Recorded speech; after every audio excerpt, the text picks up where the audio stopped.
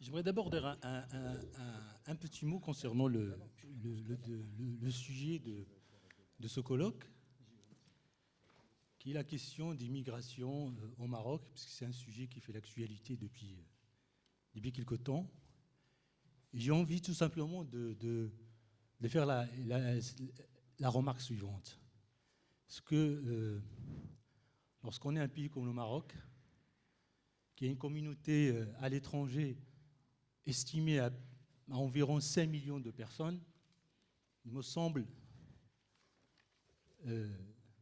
qu'on ne peut pas avoir une autre approche que celle d'une approche humaniste, une approche protectrice des droits d'immigrants qui peuvent se retrouver sur son sol, une approche qui défend la dignité humaine et l'égalité des droits.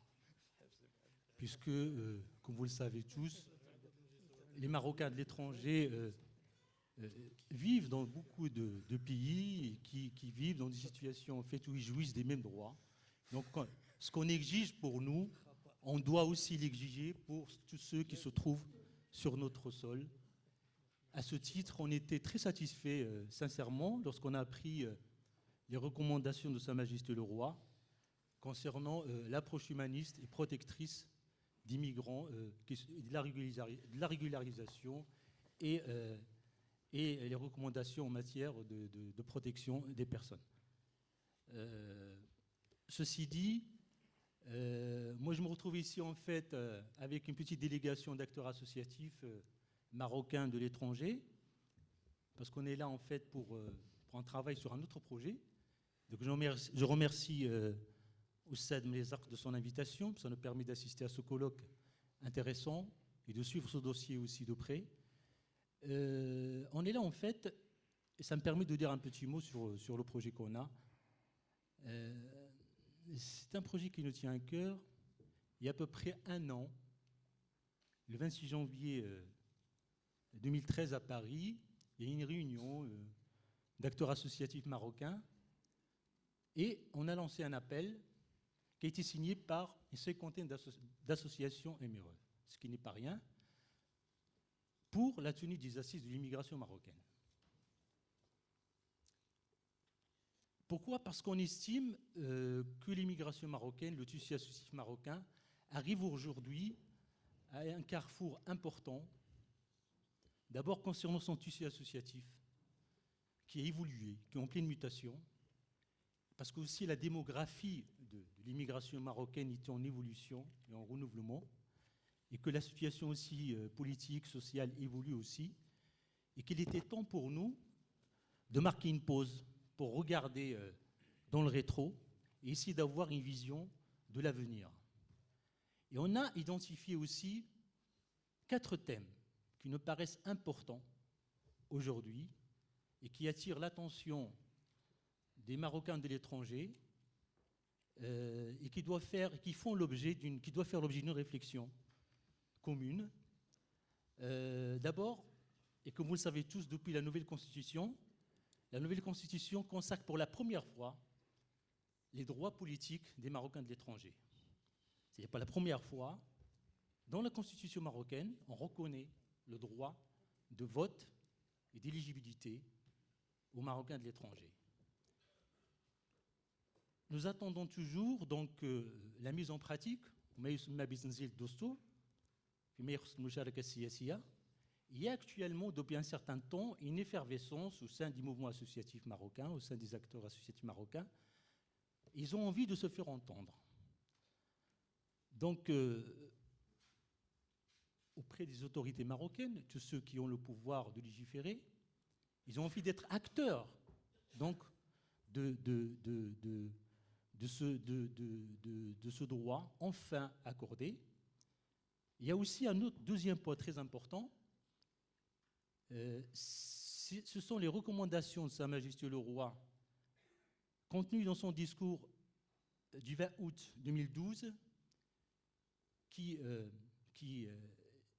recommande en fait au gouvernement de consacrer la place au MRE, au Maroc résident de l'étranger, à toutes les instances nationales et les conseils nationaux, les institutions nationales. C'est un point très important.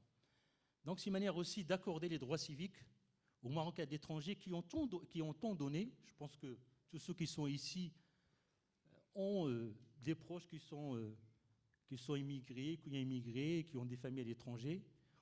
Tout le monde sait en fait l'apport que la communauté marocaine, en termes économiques, apporte à ce pays. Il est important, ça a toujours été une revendication constante de la communauté marocaine de participer donc, à la vie politique, et sociale et économique du pays. Il y a aussi un troisième point qui a aussi son importance. C'est l'avènement du CCME, le Conseil consultatif des Marocains de l'étranger, la communauté marocaine à l'étranger, Gisle Jalia. Donc, j'aimerais juste dire tout simplement un petit mot, parce qu'on entend beaucoup de choses sur ce conseil qui est actif et qui, par moments, fait l'objet de critiques, etc. Aujourd'hui, je peux vous dire qu'il y a une unanimité concernant ce conseil, à savoir que ce conseil, Gisle Jalia, est aujourd'hui un acquis fondamental de la communauté marocaine de l'étranger.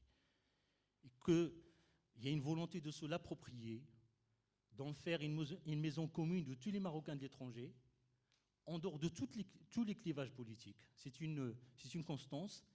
Et comme vous le savez aussi, que le CCME, Gisle Jalia, fera l'objet d'une loi constitutionnelle. Donc on a envie aussi qu'on se fasse entendre. Il y a aussi le quatrième point qui est en relation avec ce que j'ai dit avant, dans l'introduction, c'est le renouvellement du tissu associatif MRE. Avec donc le souci de renouveler les cadres, des cadres associatifs MRE, dont l'objet, notamment essayer de favoriser donc l'émergence de jeunes cadres associatifs potentiellement influents, qui sont capables en fait de perpétuer ce tissu associatif et de garder ce lien avec la mère patrie. Donc ce sont voilà les 4 axes qu'on a pu identifier qui nous paraissent importants d'aborder donc lors de ces assises de l'immigration marocaine. Et pour terminer là-dessus, je vais vous dire l'objet en fait de notre visite ici, puisque j'ai avec moi mon ami Mahou de Belgique, Rouya Baba de Canada, Shakir d'Italie ou moi-même de France. Donc on est venu aussi pour défendre, pour plaider pour ce procès des assises. D'ailleurs, je saisis l'occasion de demander un entretien à M. Sahibi Mhaddounaya, parce qu'on aimerait aussi que Wizarat al-Hijra, parce qu'il est partie prenante quand même dans tout ce qui concerne la communauté marocaine de l'étranger, on aimerait lui parler de ce projet, parce que moi, personnellement, je pense que la question de l'immigration marocaine est une question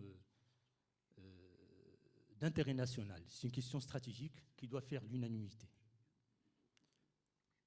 Donc, on a besoin donc de toutes les institutions autour de ce grand projet. Il faut que ce projet, en fait, soit vraiment l'affaire de tous, dans un esprit ouvert. Et on a réfléchi un petit peu. Il nous semble aujourd'hui que le CCME, Gisle Jalia, est à même d'organiser, de prendre en charge l'organisation des assises, parce qu'il a l'expertise requise, il a le recul nécessaire, il a la connaissance du tissu associatif, donc il a cumulé un certain nombre d'expériences qui le qualifient aujourd'hui pour pouvoir réaliser ce grand projet. Et on aimerait aussi donc que ces assises soient d'abord une rencontre entre les MRE eux-mêmes, parce que nous aussi on a besoin de se rencontrer, de se parler. On aimerait aussi que ce soit un rendez-vous de la fraternité, un rendez-vous de la solidarité, d'abord entre MRE, mais aussi une rencontre avec la société civile marocaine, avec les partis politiques marocains, car nous savons qu'il y a aujourd'hui au Maroc, et on suit l'actualité, une effervescence politique très intéressante, que ce soit à travers les réseaux sociaux, que ce soit à travers les féministes marocaines qui dénoncent des situations par rapport à certaines pratiques dégradantes, l'égalité des droits, ou que ce soit des mouvements de jeunes qui réclament plus de droits, etc. Nous avons aussi des choses à apprendre de vous, et on aimerait vraiment que ça se passe, que ce soit un grand rendez-vous d'abord entre Émireux et avec le Maroc. Et merci beaucoup.